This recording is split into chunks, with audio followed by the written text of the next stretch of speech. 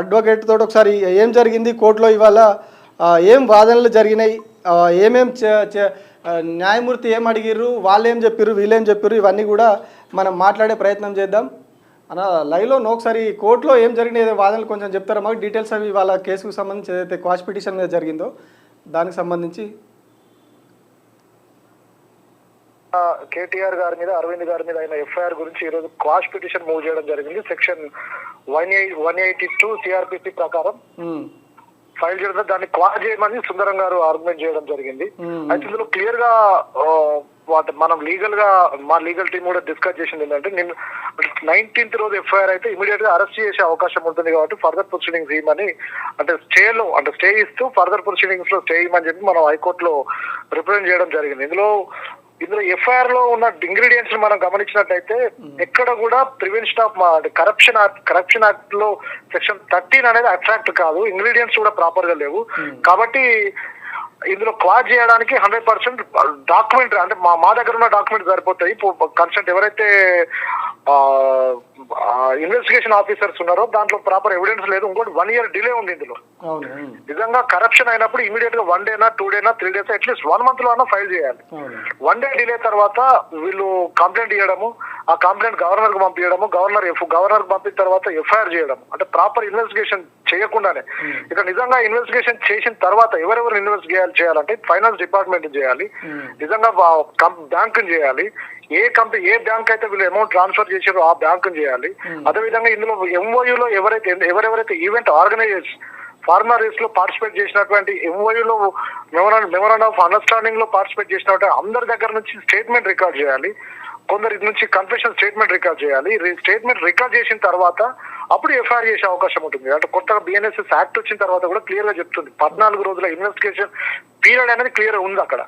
Investigation చేసిన తర్వాత basing on the witness statement, వీళ్ళు ఎవరైనా విక్టిమ్స్ ఉన్నారా, నిజంగా ఎవరు విక్టిమ్, ఇక్కడ గవర్నమెంట్ విక్టిమా, అంటే మనం గవర్నమెంట్ లాస్ అయింది అంటే ఎక్కడ లాస్ అయింది, ఏ విధంగా లాస్ అయింది, కరప్షన్ ఎక్కడ జరిగింది, నష్టం ఎవరికి ఇచ్చారు అది ఎక్కడ కూడా డాక్యుమెంట్ ఎవిడెన్స్ వాళ్ళు కలెక్ట్ చేయలేదు, ప్రొడ్యూస్ చేయకుండానే ఎఫ్ఐఆర్ చేయడం జరిగింది.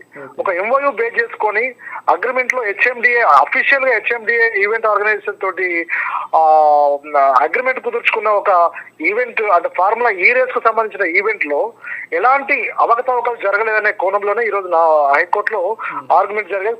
కోర్టు కూడా దానికి యాక్సెప్ట్ చేస్తూ నాట్ టు అరెస్ట్ 30th వరకు ఇవ్వడం జరిగింది. అంటే ఇట్లా ఒకటే రోజులో ఎఫ్ఐఆర్ ఫైల్ చేసి 18th రోజు ఎఫ్ఐఆర్ కంప్లైంట్ వెళ్తుంది, 19th రోజు ఎఫ్ఐఆర్ ఫైల్ అయిపోతుంది, ఆ నెక్స్ట్ అరెస్ట్ అంటూ అంత సినిమా నడుస్తూ ఉన్నదా? అంటే ఇట్లా లీగల్గా ప్రాసెస్ ఇట్లా జరుగుతుందా అసలు? అంటే ఇప్పుడు జనరల్ గా మీరు మంచి క్వశ్చన్ ప్రభాకర్, ఇక్కడ ఇలాంటివి లీగల్ గా చేయకూడదు. అంటే బిఎన్ఎస్ఎస్ యాక్ట్ కూడా ఒప్పుకోదు దానికి. ఈవెన్ ఈ మన ఏసీబీకి సంబంధించిన ఇన్వెస్టిగేషన్ ఏజెన్సీకి సంబంధించిన కొన్ని స్పెషల్ రూల్స్ అండ్ రెగ్యులేషన్స్ ఉంటాయి, ఈడీ అధికారులకు రూల్స్ అండ్ రెగ్యులేషన్స్ ఉంటాయి. ఇక్కడ ఎఫ్ఐఆర్ అయిన తర్వాత మినిమం దాన్ని ఇన్వెస్టిగేట్ చేయాలి. ఇప్పుడు మనం రీసెంట్ గా మనం చూసాం లగిచెర్ల కేసులో పత్తా నరేందర్ మాజీ ఎమ్మెల్యే కొడంగల్ ఎమ్మెల్యే గారిని ఎలాంటి కనీసం ఇమీడియట్ గా నోటీస్ ఇవ్వకుండా, ఆయన మీద ఎఫ్ఐఆర్ లేకుండా, ఆయన మీద కంప్లైంట్ ఎవరు ఇవ్వకుండా కానీ ఇమీడియట్ గా పొలిటికల్ ఎజెండా తోటి, పొలిటికల్ వెండెక్ట్ తోటి ఆయన అరెస్ట్ చేయడం జరిగింది. నిజంగా ఇక్కడ కేటీఆర్ గారు నిన్న ప్రెస్ మీట్ లో క్లియర్ గా చెప్పడం జరిగింది, ఎక్కడ కూడా తను కరప్షన్ చేయలేదు. హైదరాబాద్ ఇమేజ్ ని పెట్టడానికి ఈ ఫార్ములా ఈ రేస్ అంటే వరల్డ్ ఈవెంట్ ఆర్గనైజేషన్ సంస్థలతో నేను చాలా ఇబ్బందులు పడి వాళ్ళని రిక్వెస్ట్ చేసి ఇక్కడ తీసుకురావడం జరిగింది. ఎక్కడ కరప్షన్ చేయలేదు. కానీ ఇది ఒకవేళ ఎఫ్ఐఆర్ అయితే దీన్ని అంటే చేయని తప్పుకు అరెస్ట్ చేయడం అనేది రాంగ్ అనే కోణంలో ఈ రోజు తన హైకోర్టును ఆశ్రయించడం జరిగింది. హైకోర్టు కూడా దానికి యాక్సెప్ట్ చేస్తూ నాట్ టు అరెస్ట్ ఆర్డర్ ఇవ్వడం జరిగింది. అయితే వీళ్ళు ట్రాన్సాక్షన్స్ అనేవి అక్రమం అని చెప్పి చెప్తా ఉన్నారు కదా, అడ్వకేట్ జనరల్ కూడా అదే వాదించినట్టున్నారు ఇవాళ. అవునండి. సో అంటే అవి ఎంతవరకు వాస్తవం, అందులో ఏం చూడొచ్చు? అంటే ఇక్కడ సుదర్శన్ రెడ్డి ఏజీ గారు క్లియర్ గా వాదిస్తున్నారు. అంటే ఇక్కడ కరప్షన్ జరిగింది, కొంత అమౌంట్ కూడా ఇప్పుడు 54 కోట్లు, అంటే ఈ 54 కోట్ల మీద నడుస్తుంది. 54 కోట్ల అనేది కరప్షన్ అనడానికి ఎక్కడ ఆధారం ఉంది? నిజంగా ఆ 50 crore కోర్స్ ఎంఓయూ చేసిన తర్వాతనే ట్రాన్స్ఫర్ చేయడం జరిగింది. అది వేరే కరెన్సీలో బయట దేశాలకు వెళ్ళినప్పుడు ఇండియన్ కరెన్సీని బయట కరెన్సీకి మార్పిడి చేస్తూ బ్యాంకులో చేసే ట్రాన్సాక్షన్ అది కేటీఆర్ కావచ్చు, అరవింద్ కావచ్చు, ఈవెన్ గవర్నమెంట్ కావచ్చు, సంబంధం ఉండదు. అది ఎంఓయూ కుదుర్చుకున్న అమౌంట్ వాళ్ళకి పే చేయాలి కాబట్టి వాళ్ళు ఈవెంట్ ఆర్గనైజ్ చేస్తారు కాబట్టి, స్పోర్ట్స్ ని కండక్ట్ చేస్తారు కాబట్టి అది పే చేయడం జరిగింది. అది లీగల్ గా జరిగింది, RBI రూల్స్ కి ఫాలో అవుతూనే జరిగింది. ఇక్కడ ఎక్కడ కూడా కరప్షన్ కరప్షన్ అనే వాళ్ళు చెప్పినట్టు కరప్షన్ చేసి అనడానికి ఎలాంటి ఆధారాలు లేవు, డాక్యుమెంటరీ ఎవిడెన్స్ లేదు. కాబట్టి ఈరోజు నార్త్ అరెస్ట్ ఇవ్వడం జరిగింది.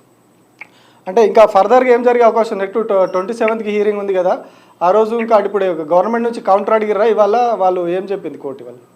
అది ఇక్కడ గవర్నమెంట్ జడ్జి గారు గవర్నమెంట్ కౌంటర్ 27th రోజు ఫైల్ చేయమనడం జరిగింది. నిజంగా వాళ్ళు కౌంటర్ వేసేటప్పుడు నిజంగా మన డాక్యుమెంట్స్ పెడతారా, కరప్షన్ జరిగినట్టు ఏమైనా ఆధారాలు పెడతారా, అంటే గవర్నర్ ఎందుకోసం ఆమోదించిండు దాన్ని, లేదంటే వీళ్ళు ఇన్వెస్టిగేషన్ ఏం చేశారు. ఇప్పుడు దాంట్లో కేటీఆర్ గారు కూడా ఇన్స్ట్రక్షన్ ఇవ్వడం జరిగింది, ఇన్వెస్టిగేషన్ మీరు సపోర్ట్ చేయండి అని. కేటీఆర్ గారి దగ్గర ఉన్నటువంటి డాక్యుమెంట్స్ కూడా ఆ కన్సెంట్ ఏసీబీ అధికారులకి ప్రొడ్యూస్ చేయడం జరుగుతుంది. నిజంగా తను కరప్షన్ చేయలేదు అనడానికి కూడా ఆధారాలు కేటీఆర్ గారి దగ్గర క్లియర్ గా ఉన్నవి.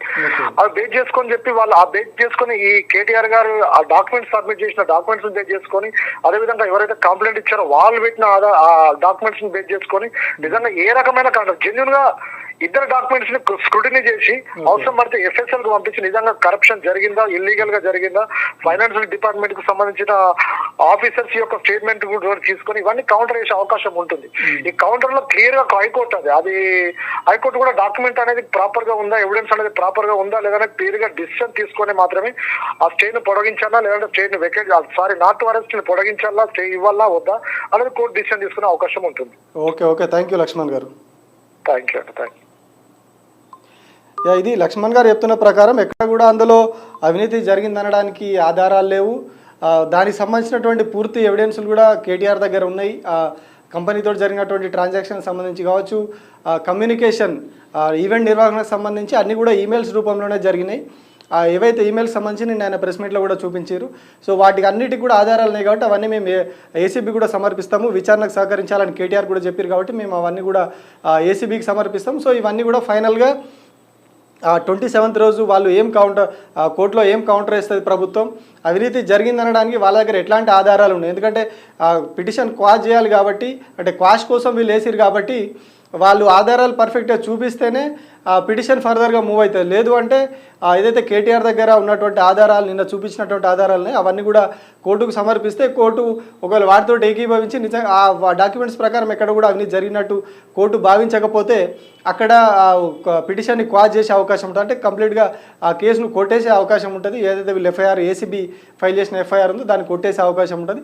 సో ఫర్దర్గా వీళ్ళు మరి ఏం ఆధారాలతోని గవర్నర్కి వీళ్ళు లెటర్ రాసిరు, గవర్నర్ ఏ ఆధారాలను చూసి ఏ ఆధారాలు ప్రామాణికంగా తీసుకొని అవినీతి జరిగిందన్నట్టు ఆయన భావించి ఆ ఫైల్ మీద సంతకం పెట్టారు అనేది కూడా 27th రోజు క్లారిటీ వచ్చే అవకాశం ఉంది. ఎందుకంటే వాళ్ళు కోర్టులో ఆ రోజు దాన్ని ప్రొడ్యూస్ చేసే అవకాశం ఉంది.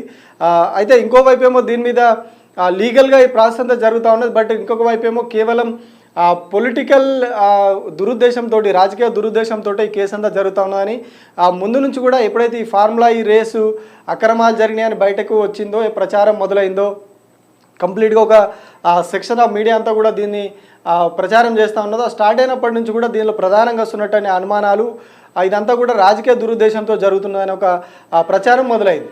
సో దానికి బలం చేకూర్చేలాగా ఫస్ట్ ఏసీబీ కేసు అని నమోదు చేశారు. ఇప్పుడు అది ఈడీ వరకు వెళ్తుంది, ఈడీ కూడా ఇంట్లో ఎంటర్ కాబోతుంది అన్న ఒక ప్రచారం మొదలైంది. అంటే ఇప్పుడు దీని మీద సోషల్ మీడియాలో ఒక చర్చ జరుగుతుంది. ఏంటంటే గతంలో ఏదైతే ఓటుకు నోటు కేసులో రేవంత్ రెడ్డి ఏసీబీ అరెస్ట్ చేసింది, ఆ రోజు ఆయన రెడీ హ్యాండెడ్గా 50 లక్షల రూపాయల బ్యాగుతోని ఆ డబ్బులతోటి దొరికిపోయాడు. ఆ 50 లక్షల రూపాయలతో ఆయన ఏసీబీ పట్టుకుంది మొదట.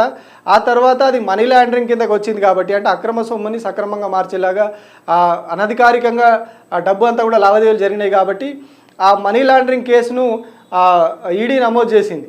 ఎన్ఫోర్స్మెంట్ డైరెక్టరేట్ అందులో మనీ లాండరింగ్ కేసు నమోదు చేసింది. ఆ కేసు ప్రస్తుతం హీరింగ్ జరుగుతూ ఉన్నది. కానీ ముఖ్యమంత్రి దానికి అటెండ్ అవ్వట్లేదు, హియరింగ్స్ కూడా అటెండ్ అవ్వట్లేదు. ఆయన ఏదో రీజన్స్ తోటి అది చేస్తూ ఉన్నారు. దాని మీద జరుగుతూ ఉన్నది. సో అప్పుడు ఏసీబీ, తర్వాత ఈడీ. సో ఆ కక్షపూరితంగానే ఇప్పుడు ఇక్కడ కూడా ఏసీబీ ఫస్ట్ కేసు నమోదు చేసి ఆ తర్వాత దీన్ని ఈడీకి అప్పచెప్పే ఆలోచన జరుగుతూ ఉంది. అందుకే ఇవాళ నిన్న ఏసీబీ కేసు నమోదవుతుంది, ఇవాళ ఉదయం నుంచి ఈడీ ఎంటర్ అవుతుందన్న ఒక ప్రచారం కూడా మొదలైంది.